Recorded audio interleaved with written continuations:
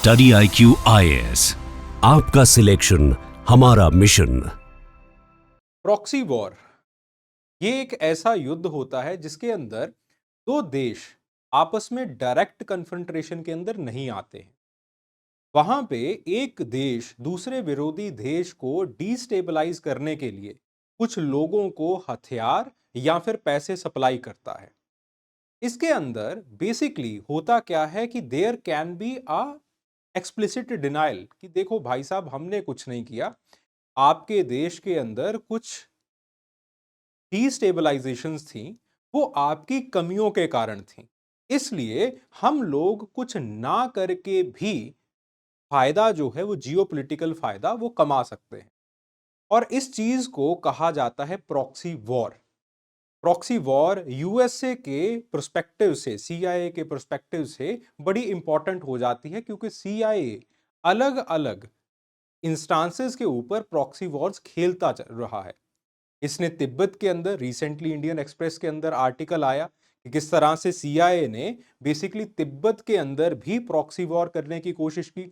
वो अलग बात है कि बहुत जल्द तिब्बतियंस ने अमेरिकन जो सीआईए है उसके जो इरादे थे उसको भांप लिया और लोग जो है वो उससे अलग हो गए।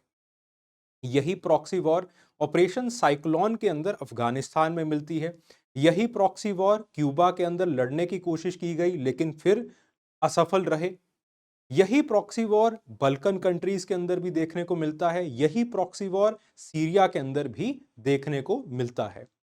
और इस सेशन के अंदर हम शुरुआत करेंगे तिब्बत से, क्योंकि तिब्बत रिसेंटली न्यूज में था और इसी को इंडियन एक्सप्रेस ने भी कवर किया था। वहां से शुरुआत करते हुए हम बेसिकली जियोपॉलिटिकल एंगल को लेते हुए हम चलेंगे क्यूबा के अंदर, इस तरह से क्यूबा में प्रॉक्सी वॉर खेली गई, फिर उसके बाद अफगानिस्तान में, देन उसके बाद हम बाकी जो देश हैं उनको कवर करने की कोशिश करेंगे। चलिए शुरू करते हैं। तो बेसिकली बिफोर वी स्टार्ट, तो एंथ्रोपोलॉजी ऑप्शनल बैच 2026-27 प्रतिज्ञा बैच इट इज ऑनलाइन, और ये जो है वो आपके पास कल शुरू होने वाला है। ठीक है, यानी कि आपके पास जो है वो 10 तारीख को शुरू होने वाला है। आप एडीएस लाइव कोड जो है वो यूज कर सकते हैं। उसी के साथ साथ जो P2I फाउंडेशन बैचेस हैं दे आर ऑल्सो लाइव, और अगेन आप जो है वो इनको अवेल कर सकते हैं। चलिए, तो सबसे पहली जो चीज आती है दैट इज तिब्बत के बारे में एक थोड़ा सा एक कंटेक्चुअल बैकग्राउंड जो है वो हम समझ लेते हैं तिब्बत का। चाइनीज इन्वेजन तिब्बत के अंदर होती है अराउंड 1949 टू 1950। इसके अंदर बेसिकली तिब्बतियन लोग जो है वो अगेन चीनी लोगों से, इन्वेडर से कौन ही आखिर जो है वो खुश होगा। तो इन्वेडर से जो है वो खुश ना खुश होते हैं, और बेसिकली आपके पास जो है वो इसी कारण जो है वो एक गुरीला फोर्स, इंडिजिनस गुरीला फोर्स जो है वो बनाना शुरू कर देते हैं। ठीक है, और आपके पास जो है सबसे पहले तिब्बतियंस के अंदर जो है वो खाम्पा लोगों में एक रेबिलियन जो है वो इरप्ट होती है। बिकॉज ऑफ दैट उन्होंने आर्म्स भी उठाए, आर्म्स रेजिस्टेंस भी जो है वो होना शुरू हो गया। Against it was against the PLA, people's liberation army of China. उन लोगों ने जो है वो अगेन आर्म्ड कन्फ्रंट्रेशन किया। जो अगेन डेमोन्स्ट्रेशंस थे वो तिब्बत के अंदर होने शुरू हो गए, और सीआईए इस चीज का फायदा उठाना चाहती थी। और इस चीज को देखते हुए सीआईए ने कहा कि हम लोग आपको हथियार सप्लाई करेंगे, और इस हथियारों के बदले में आप जो है वो बेसिकली जो चाइना की PLA है उसको आप खदेड़ सकते हैं। तो इसके अंदर सीआईए का फायदा था, जो एक हिडन एजेंडा था, वो यही था कि किसी तरह से चाइना को डिस्टेबलाइज किया जाए या फिर चाइना को पीछे की तरफ खदेड़ा जाए, ताकि चाइना का जो इन्फ्लुएंस है, खास करके जो कम्युनिस्ट चाइना का जो इन्फ्लुएंस है, वो आपके पास मिडिल ईस्ट के अंदर या फिर इंडिया के अंदर जो है वो बनना ना शुरू हो जाए। ऑन दी अदर हैंड जो तिब्बतियन लोग थे वो ये चाहते थे कि जो चाइना का इन्फ्लुएंस है तिब्बत के ऊपर, वो जो है वो पीछे हट जाना चाहिए, और आपके पास चाइना जो तिब्बत है वो एक autonomous region, autonomous cultural entity की तरह सरवाइव करना चाहिए। तो एक तरफ जो स्पॉन्सर्स हैं उनका जो एक एजेंडा है वो बहुत ही छोटा है, वो सिर्फ और सिर्फ ये चाहते हैं कि चाइना पीछे हट जाए, चाइना डिस्टेबलाइज हो जाए and then they will quickly move back. और वो जो है पूरी तरह से इस चीज को डिनाई कर देंगे। दूसरी तरफ चीनी जो आपके पास तिब्बतियन लोग हैं, वो चाहते हैं कि Tibet as a autonomous cultural entity, as a autonomous political entity यहां पे प्रिजर्व होना चाहिए। तो एक जो है वो एजेंडा बहुत ही लॉन्ग टर्म है, बहुत ही मॉरल स्टैंडिंग वाला है। दूसरा जो है वो बहुत ही सेल्फिश एजेंडा है। इसी वजह से खाम्पा लोगों के अंदर जब एक रेजिस्टेंस पैदा होता है, और ये रेजिस्टेंस जो है वो अगेन आगे चल के हम ये देखते हैं कि आपके पास जो है वो एक ऑर्गेनाइजेशन चूसी गंगड्रुक ऑर्गेनाइजेशन जो है वो इसकी बनती है। और इसके अंदर अगेन लासा के अंदर अपराइजिंग होती है, और लासा के पीछे जो अपराइजिंग का कारण था वो ये था कि ये एक खबर फैल गई, और इसके अंदर सच्चाई भी थी कि दलाई लामा को अबडक्ट करने वाले हैं। और दलाई लामा जो है वो उसी वक्त इंडिया के अंदर जो है वो आ जाते हैं, और इसी चीज का फायदा उठाते हुए एक अलायंस जो है वो बनता है, CIA जो है वो इंटरवीन करती है। और बेसिकली आपके पास जो है वो अलायंस को इन पार्ट्स के अंदर, इन फेजेस के अंदर जो है वो डिवाइड किया जा सकता है। सबसे पहला जो फेज है अलायंस का वो है इंसेप्शन का फेज, जिसके अंदर 1956-57 की घटनाएं आ जाती हैं कि तिब्बतियन लोगों को CIA जो है वो सबसे पहले कांटेक्ट करती है, उनको उनके साथ कांटेक्ट एस्टेब्लिश किया जाता है, और छोटे से यूनिट को जो है वो ट्रेन किया जाता है। वो छोटा सा यूनिट अच्छा परफॉर्मेंस करता है, फिर उसके बाद एक ट्रेनिंग और बिल्ड अप का राउंड जो है वो 1958 से 64 तक शुरू हो जाता है कि प्रॉपरली जो गोरिल्ला केडर्स हैं उनको ट्रेन किया जाता है। ठीक है, एंड देन फिर उसके बाद एक्टिव ऑपरेशन शुरू शुरू हो जाते हैं इसी बिल्डअप के साथ 1959 से लेके 65 तक। वहां पे बेसिकली तिब्बतियन लोग जो हैं वो PLA को खदेड़ना शुरू कर देते हैं, लेकिन उसी दौरान जो है वो एक स्टेलमेट का एक फेज भी आ जाता है 1965 से लेके 69 तक। यहां पे मिलिट्री ऑपरेशंस जो है वो रिड्यूस हो जाते हैं, कम हो जाते हैं। यानी कि अब जो है वो CIA ये चाहने लग गया था कि अभी जो है वो वॉरफेयर, क्योंकि वॉरफेयर के अंदर खर्चा ज्यादा है, गुरीला वॉरफेयर में भी खर्चा ज्यादा है, हथियार सप्लाई करने पड़ रहे हैं, पैसा सप्लाई करना पड़ रहा है। तो ये जो हमने ऑलरेडी अपने एजेंट्स तैयार कर दिए हैं, हम इन एजेंट्स को कहें कि वो हमें इंटेलिजेंस सप्लाई करें। तो स्टेलमेट के अंदर बेसिकली जो आपके पास CIA है वो चाहती थी कि जो PLA है और आपके पास जो चाइना है उसकी जो इंटरनल इंफॉर्मेशन है वो उसको सप्लाई जो है वो होनी शुरू हो जाए, जिसके चलते ये बात आती है कि मिलिट्री ऑपरेशंस एकदम से ठप हो जाते हैं, गुरीला वॉरफेयर एकदम से ठप हो जाती है, और सारा का सारा केडर जो है वो एजेंट बना के चाइना के अंदर जो है वो CIA इन्फिल्ट्रेट करना शुरू कर देती है। इसी चीज को देखते हुए लोगों को समझ में आ जाता है कि अब जो है CIA is not very much concerned about Dalai Lama, CIA is not very much concerned about Tibet, CIA is only concerned about himself, अपने लिए जो है वो इनका यूज किया जा रहा था। तो इस तरह से आपके पास जो है वो अगेन 69 से 74 में दलाई लामा खुद ही जो है इस चीज को तोड़ देते हैं। ठीक है, तो बेसिकली ये जो है वो आपके पास एक बहुत ही ब्रीफ सी इसकी हिस्ट्री है। मैं अगेन ज्यादा बड़ी जो है वो निटिग्रिटीज के अंदर जो है वो नहीं गया हूं। जो 1950s के बाद प्रॉक्सी वॉरफेयर का CIA ने एक पूरा दौर शुरू किया, उसके अंदर तीन चीजें बड़ी अहम हैं। वो तीन चीजें कौन कौन सी हैं? पहली चीज आती है स्ट्रेटेजिक मिसकैलकुलेशंस।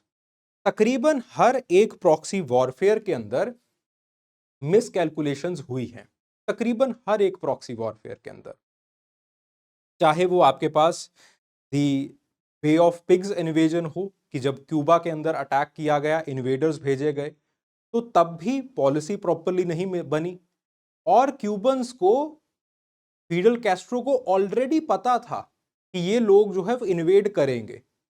सो जो क्यूबन इंटेलिजेंस एजेंसीज थी वो जो है वो ऑलरेडी पेनिट्रेट इनके नेटवर्क्स के अंदर कर चुकी थी, जिसकी वजह से बहुत इजीली जो है वो इन्वेडर्स को वहां से खदेड़ दिया गया। फिर उसके बाद बात आती है मॉरल कंप्रोमाइज की। अगेन अफ्रीकन कंट्रीज के अंदर, इवन अगर हम देखते हैं अफगानिस्तान के अंदर, बहुत जगह के ऊपर जो मॉरल कंप्रोमाइजेज हैं वो आपके पास हुए हैं। अफ्रीका के अंदर अगेन जब कम्युनिस्ट सरकारें बनी हैं तो जो कॉन्ट्रास थे, जब उनको हथियार सप्लाई किए गए तो इनको पता था कि वो लोग हथियारों का यूज करेंगे टेररिस्ट नेटवर्क्स को बढ़ाने के लिए। लोगों ने किया भी। वही मुजाहिदीन के अंदर अफगानिस्तान में भी दिखाई देता है। They knew everything but eventually they acted like that they didn't know anything. और आपके पास जो है वो इस तरह से मॉरल कंप्रोमाइजेस होने शुरू हो जाते हैं। Then there is unintended long term consequences. इन चीजों की वजह से पूरा जो जियोपॉलिटिकल सिनेरियो है वो चेंज हुआ। जैसे फॉर एग्जांपल हमने अफगानिस्तान के अंदर देखा, जैसे फॉर एग्जांपल आजकल हम अफ्रीका के अंदर देख रहे हैं। टेररिस्ट के पास जो है वो बेहतरीन जो टेक्नोलॉजी है वो अवेलेबल हुई है, जिसका हिस्टोरिकल बैकग्राउंड इसी प्रॉक्सी वॉरफेयर से आता है, जिसकी फंडिंग, हिस्टोरिकल फंडिंग इन्हीं ने जो है वो कर रखी थी। ठीक है, चलिए आगे बढ़ते हैं और पहला केस जो है वो हम अपना देखते हैं, the bay of pigs invasion. Bay of pigs invasion के अंदर बेसिकली इस पर्टिकुलर इंसान को ओवरथ्रो करने की जो है वो चाहत थी। इनका नाम है फिडल कैस्ट्रो।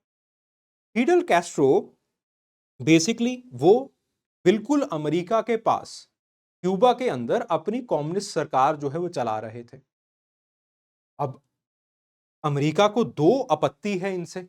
पहली आपत्ति ये है कि बिल्कुल साथ में ही हमारा जो है वो कैपिटलिस्ट थॉट है, कैपिटलिस्ट कंट्री है हम, बिल्कुल हमारे बगल में, बिल्कुल हमारे नेबर में एक ऐसा कंट्री पैदा हो गया जो कि कम्युनिस्ट सरकार चला रहा है और लोग उससे खुश हैं। हमसे लोग नाराज, हमारी आइडियोलॉजी से जो है वो लोग नाराज। और दूसरी बात यह है कि हो सकता है कि क्यूबा के अंदर जो रशिया है वो कुछ मिसाइल्स को रख दे और अमेरिका के बिल्कुल पास जो है वो रशिया आके बैठ जाए, वो भी हथियारों के साथ, मिसाइल्स के साथ।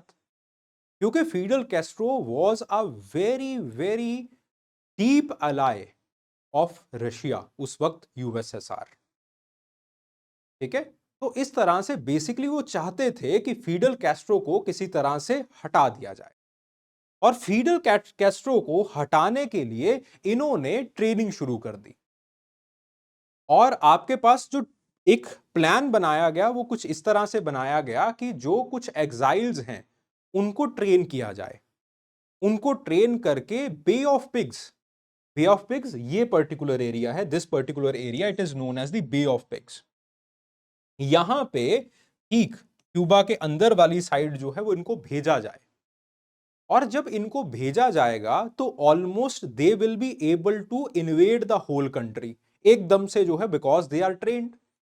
और उसी के साथ साथ जब ये इन्वेडर्स अंदर की तरफ जाएंगे तो हमारे जो हवाई जहाज हैं वो जो है बॉम्बिंग करते हुए जाएंगे ऊपर से।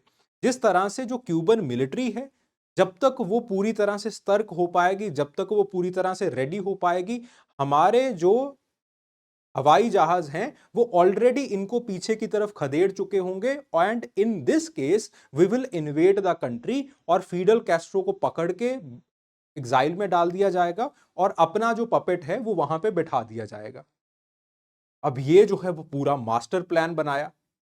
But on the other hand master plan में कुछ जो है वो आपके पास problem I.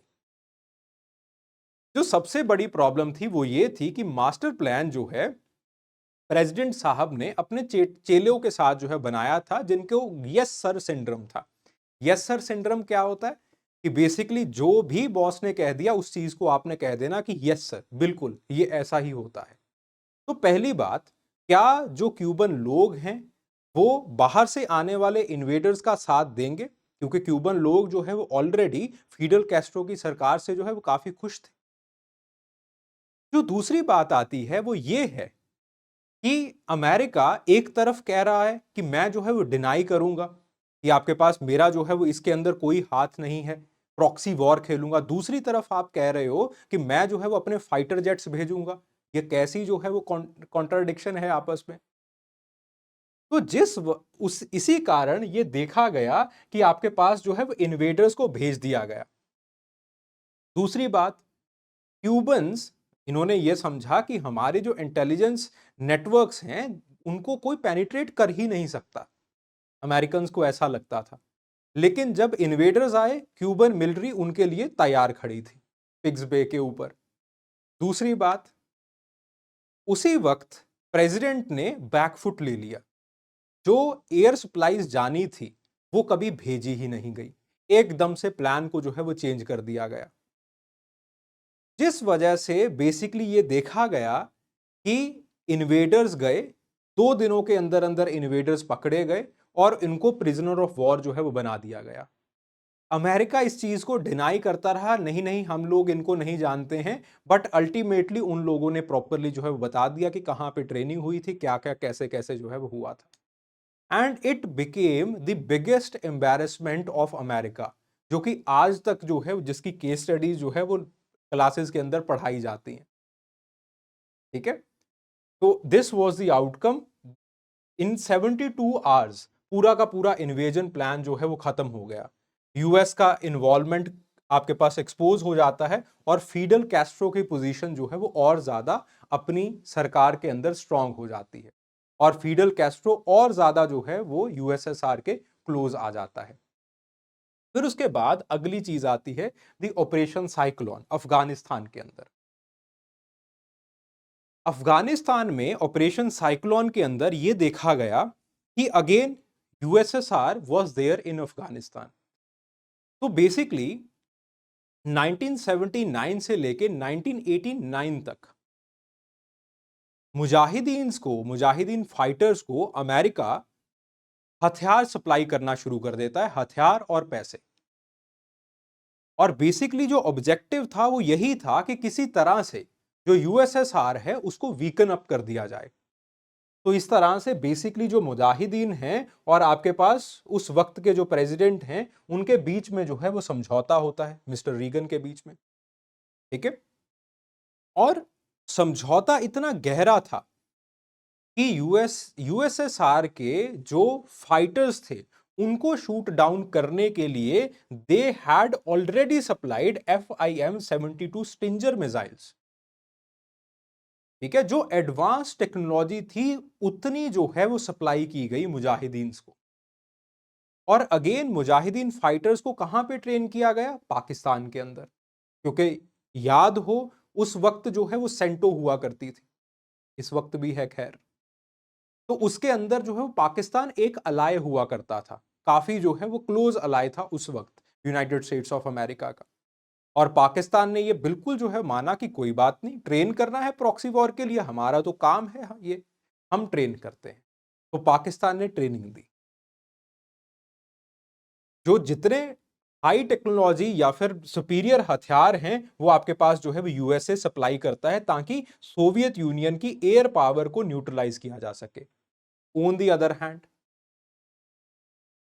Even in the international forums जो आपके पास एक जो सपोर्ट थी वो जो है जाहिर की यूएसए ने यहां तक कहा that they are the moral equivalents of the founding fathers of America. यहां तक कहा कि वो लोग कुछ गलत नहीं कर रहे हैं, वो तो अपनी आजादी के लिए लड़ रहे हैं। यहां तक बात जो है वो कही गई।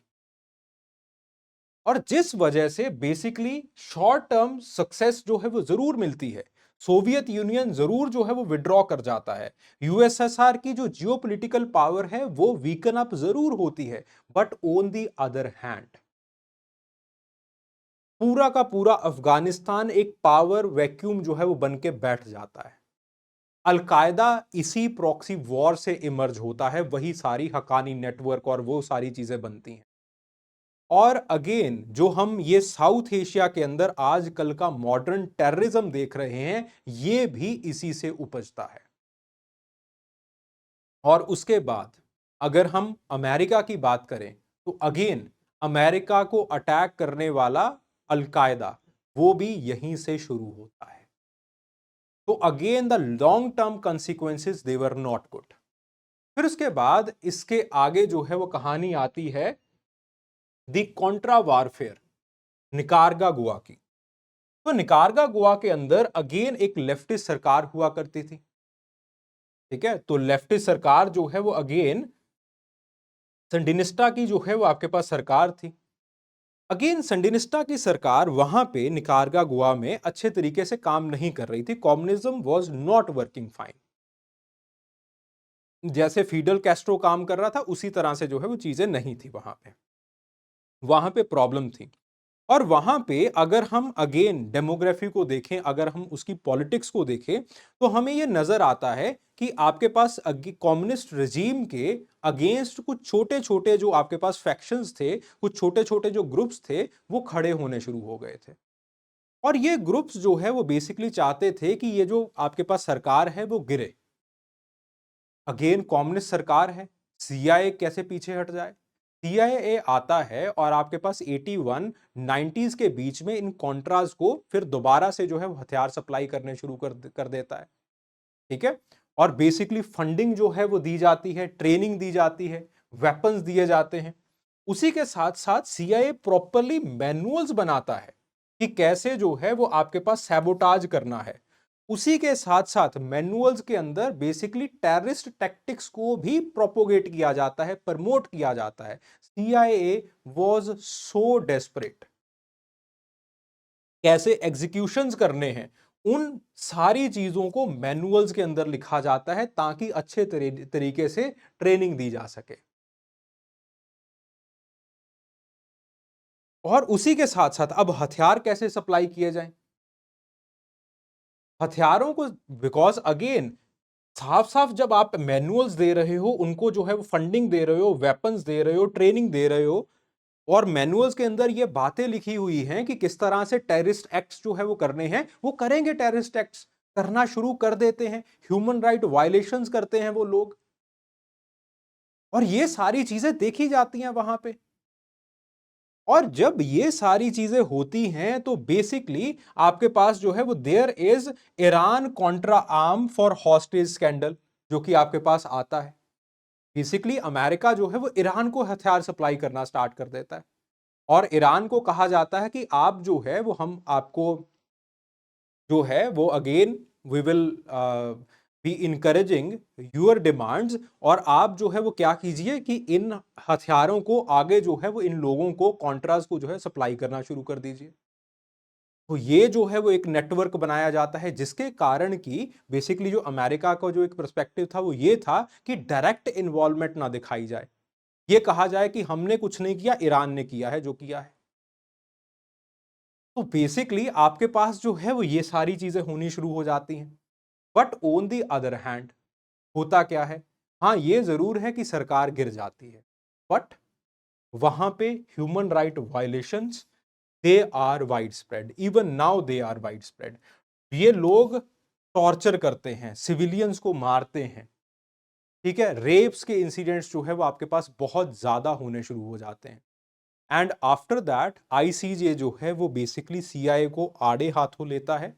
और अगेन आपके पास जो है वो ये जो पूरा का पूरा ईरान कॉन्ट्रा नेक्सस है वो बस्ट हो जाता है। और इस तरह से जो है वो अगेन अमेरिका को एक इंटरनेशनल एम्बैरसमेंट का सामना करना पड़ता है।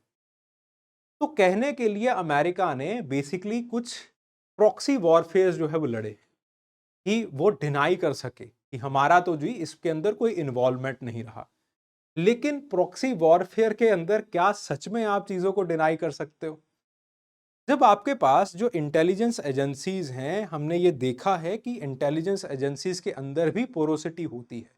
वहां पे भी जो है वो आपके पास एक जगह से दूसरी जगह इंटेलिजेंस जो है वो निकल जाती है। They are also porous. तो बेसिकली आपके पास जो है वो डिनाई कर पाना, उसके बाद ये, अगर हम डायरेक्ट कन्फ्रंट्रेशन की बात करें तो अगेन डायरेक्ट कन्फ्रंट्रेशन के अंदर जितने हथियार लगते हैं, जितना जो है वो डैमेज होता है, उतना ही इन प्रॉक्सी वॉरफेयर्स के अंदर भी हुआ है। तो अगेन प्रॉक्सी वॉरफेयर चाहे सीआईए के पर्सपेक्टिव से अभी भी, क्योंकि सीरिया के अंदर हुआ है, ठीक है, और बार-बार जो है वो कहा जाता है कि ये म्यांमार के अंदर आने की भी कोशिश कर रहे हैं, किसी तरह से साउथ ईस्ट एशिया के अंदर आ जाया जाए, ठीक है? तो बेसिकली आपके पास बार-बार जो है वो इन चीज़ों की बात तो आती है, लेकिन प्रॉक्सी वॉरफेयर के अंदर ये चीज़ देखी गई है कि जितना डैमेज एक वॉर करती है, उतना ही डैमेज यहाँ पे भी देखा जाता है, ठीक है? तो this is it. Thank you very much. Study IQ IAS, आपका सिलेक्शन हमारा मिशन।